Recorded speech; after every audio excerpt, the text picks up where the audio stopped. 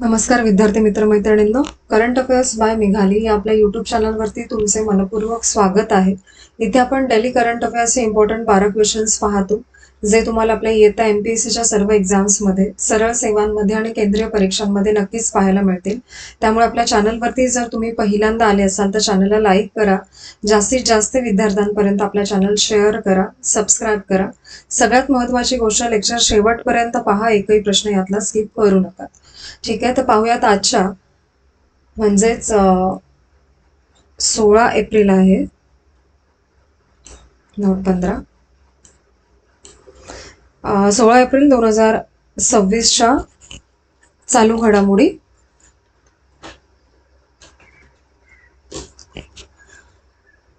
प्रश्न पहिला, जागतिक आवाज दिवस वर्ल्ड व्हॉइस डे दरवर्षी कधी साजरा केला जातो?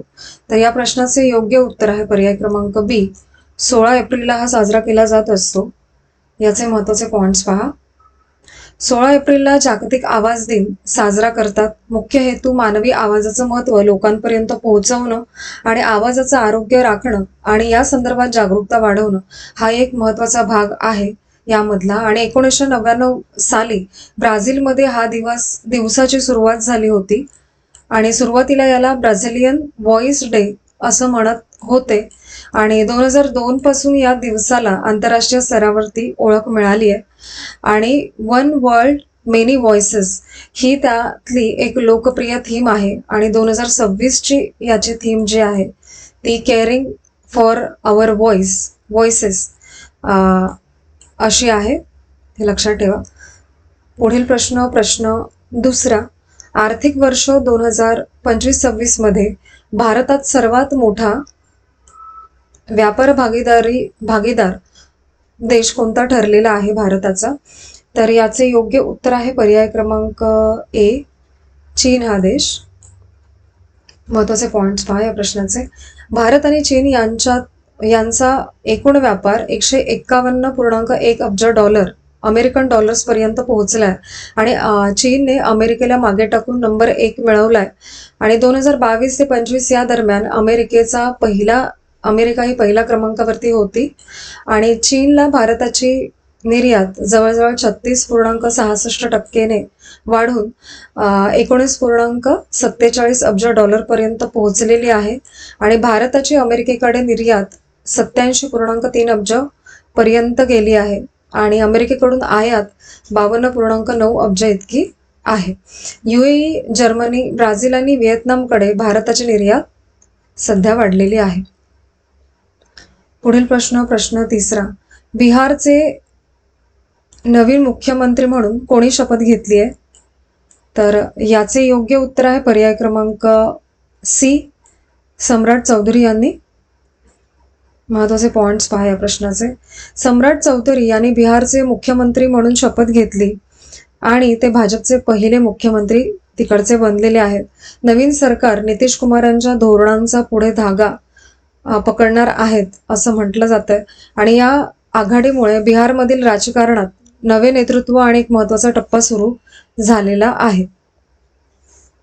पुढील प्रश्न चौथा, भारताने कोको उत्पादनात आत्मनिर्भर होण्याचं लक्ष्य कोणत्या वर्षापर्यंत ठेवलेलं आहे? तर याचे योग्य उत्तर आहे पर्याय क्रमांक सी, 2040 पर्यंत. महत्त्वाचे पॉइंट्स पहा. भारत 2040 पर्यंत कोको उत्पादनात स्वतः निर्भर व्हायचं ठरवलेलं आहे. हा प्रयत्न आत्मनिर्भर भारत अभियानाचा एक भाग आहे आणि भारत सध्या दरवर्षी 866 दशलक्ष डॉलर्सहून जास्त कोको आयात करतोय आणि देशात कोकोची मागणी सतत वाढत चाललेली आहे. आत्ताच्या घडीला भारत फक्त 20% पेक्षा कमी कोको स्वतः निर्माण करतो, म्हणजे आपल्या देशात आपण करतोय. आणि 2026-28 या काळामध्ये नॅशनल मिशन ऑन कोकोआ सुरू करण्याचा प्रस्ताव आहे आणि 2030-35 दरम्यान कोकोची लागवड क्षेत्र 1 लाख हेक्टरपर्यंत नेण्याचं लक्ष देखील आहे. 2035 पर्यंत देशाची किमान 50% कोकोची गरज देशांतर्गत उत्पादनातून भागवण्याचं उद्दिष्ट आपलं असणार आहे. आणि कोको हा चॉकलेट बनवण्यासाठी अत्यावश्यक कच्चा माल म्हणून वापरला जातो सर्वाधिक, म्हणून त्याची मागणी. पुढील प्रश्न 5वा. गुरु भैरवैक्य मंदिर कोणाच्या स्मरणार्थ बांधलेले आहे? तर या प्रश्नाचे योग्य उत्तर आहे पर्याय क्रमांक ए, बालगंगाधरनाथ महास्वामीजी यांच्या स्मरणार्थ. महत्त्वाचे पॉइंट्स पहा. पंतप्रधान नरेंद्र मोदी यांनी 15 एप्रिल 2026 रोजी या मंदिराचं उद्घाटन केलंय. गुरु भैरवैक्य मंदिर कर्नाटकाच्या मंड्या जिल्ह्यात आहे आणि त्यांनी शिक्षण, आरोग्य, समाजसेवेची कामं मोठ्या प्रमाणात केली. मंदिराला भक्ती आणि प्रेरणेचं केंद्र म्हणून उभारलं गेलेलं आहे. येथे द्रविड वास्तू शैलीचा वापर केलेला आहे. कुठल्या शैलीचं हे मंदिर आहे? तर द्रविड शैलीचं. ठीक आहे. आणि खास करून गोपुरम मंदिर मनोरे या वैशिष्ट्यांमुळे हे जाणवतं आणि हे ठिकाण भारताच्या समृद्ध मंदिर परंपरेचं प्रतीक मानलं जातं आणि पंतप्रधान मोदींनी इथे प्रार्थना केली, श्रद्धांजली अर्पण केली या दरम्यान. पुढील प्रश्न 6वा. ग्वाल्हेर घराण्याच्या ज्येष्ठ शास्त्रीय गायिका नीला भागवत यांचं निधन कुठे झालंय? तर या प्रश्नाचे योग्य उत्तर आहे पर्याय क्रमांक बी, मुंबई येथे. महत्त्वाचे पॉइंट्स पहा. नीला भागवत या ग्वाल्हेर घराण्याच्या ज्येष्ठ शास्त्रीय गायिका होत्या आणि वय 84 वर्ष इतकं होतं जेव्हा त्या एक्सपायर झाल्या आणि मुंबईच्या माटुंगा येथे त्यांचं निधन झालं. ग्वाल्हेर घराण्याच्या खयाल गायकीमध्ये त्या विशेष प्रसिद्ध होत्या. त्यांनी आपलं संगीत शिक्षण पंडित आरोलकर बुवा आणि पंडित जाल बालापोरिया यांच्याकडे घेतलेला होतं आणि 2022 मध्ये त्यांनी संगीत सेवा व्रती पुरस्कार मिळाला होता आणि वसंतोत्सव सारख्या प्रतिष्ठित पुरस्कारांनी देखील सन्मानित त्यांना करण्यात आलेले आहे. हे 2 पुरस्कार लक्षात ठेवा त्यांना कोणते मिळाले होते आणि संगीत क्षेत्रात आणि साहित्य क्षेत्रात त्यांनी मोठं योगदान त्यांचं दिलेलं आहे. पुढील प्रश्न 7वा. मार्च 2026 साठी ICC player of the month पुरस्कार कोणाला मिळालाय? तर या प्रश्नाचं योग्य उत्तर आहे पर्याय क्रमांक बी, संजू सॅमसन यांना मिळालाय हा पुरस्कार. महत्त्वाचे पॉइंट्स पहा. संजू सॅमसनला मार्च 2026 साठी ICC player of the month पुरस्कार मिळाला. हा पुरस्कार त्यांनी पहिल्यांदा जिंकलाय. T20 वर्ल्ड कप 2026 मध्ये त्यांच्या जबरदस्त कामगिरीमुळे त्यांना हा सन्मान मिळालेला आहे आणि संजू सॅमसनसाठी हा पुरस्कार त्यांच्या कारकिर्दीतील मोठा टप्पा आहे. त्यांच्या फलंदाजीने भारताचा विजय निश्चित झाला होता. ठीक आहे. पुढील प्रश्न 8वा. नेपाळचे पंतप्रधान बालेन शाह यांनी कोणत्या देशाच्या भेटीचं आमंत्रण स्वीकारलं आहे? तर याचे योग्य उत्तर आहे पर्याय क्रमांक बी, भारताचे. महत्त्वाचे पॉइंट्स पहा. शिशिर खानल यांनी ही घोषणा केली. ते नेपाळचे परराष्ट्र मंत्री आहेत. बालेन शाह यांनी भारत भेटीचं आमंत्रण स्वीकारलं. हे आमंत्रण नरेंद्र मोदी यांनी दिलं होतं. इंडियन ओशन कॉन्फरन्समध्ये ही घोषणा झाली होती आणि ही परिषद मॉरिशसमध्ये झालेली होती.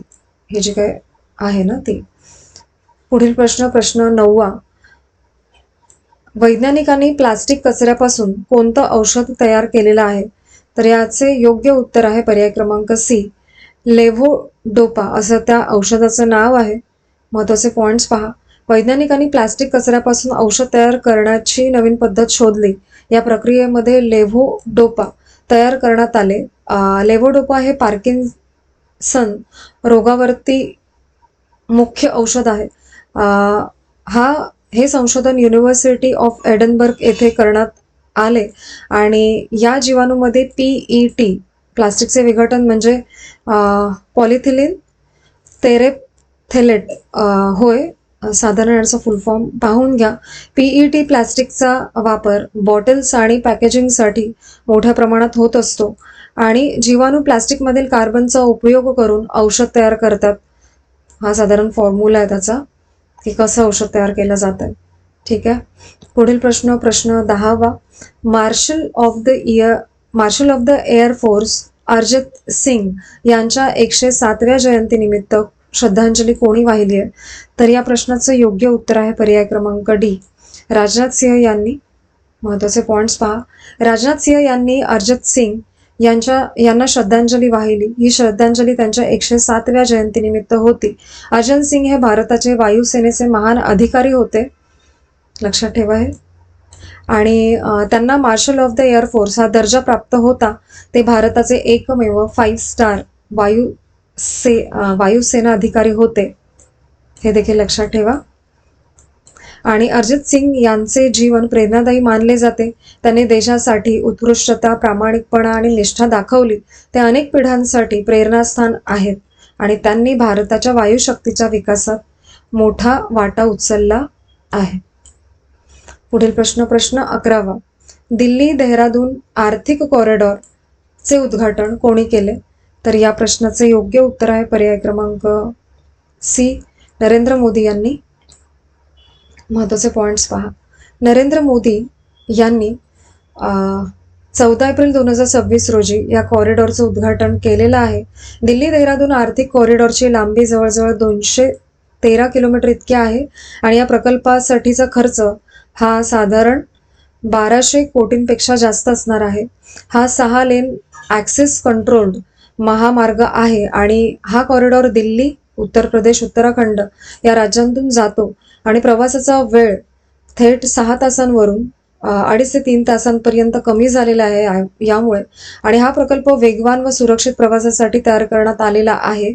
यात आशियातील सर्वात लांब 11 किलोमीटर उंच वाईल्डलाईफ कॉरिडॉर देखील आहे आणि या वाईल्डलाईफ कॉरिडॉर मध्ये प्राण्यांचे संरक्षण करण्यासाठी आहे आणि या प्रकल्पात प्राण्यांसाठी विशेष क्रॉसिंग व्यवस्था देखील आहे. पुढील प्रश्न 12वा आणि आजचा आपला शेवटचा प्रश्न. सायक्लोन मेला या चक्रीवादळामुळे कोणत्या देशात मोठं नुकसान झालंय? तर याचे योग्य उत्तर आहे पर्याय क्रमांक ए, पापुआ न्यू गिनी येथे हे वादळ आले होते. महत्त्वाचे पॉइंट्स पहा. ट्रॉपिकल सायक्लोन मेला यामुळे मोठं नुकसान झालंय आणि हे चक्रीवादळ पापुआ न्यू गिनीमध्ये आले होते आणि मृतांची संख्या त्यामुळे जवळजवळ 23 पर्यंत वाढली. चक्रीवादळामुळे पूर्वेकडील भागाचं मोठं नुकसान झालंय आणि अतिरिक्त 12 मृतांची देखील इथे नोंद केली गेलेली आहे. ठीक आहे, तर आजचे आपले 16 एप्रिल 2026चे डेली करंट अफेअर्स पाहून झालेले आहेत. एकच विनंती आहे, लेक्चर शेवटपर्यंत पहा आणि आजचे लेक्चर तुम्ही शेवटपर्यंत पाहिलेच असेल त्याबद्दल थँक्यू सो मच.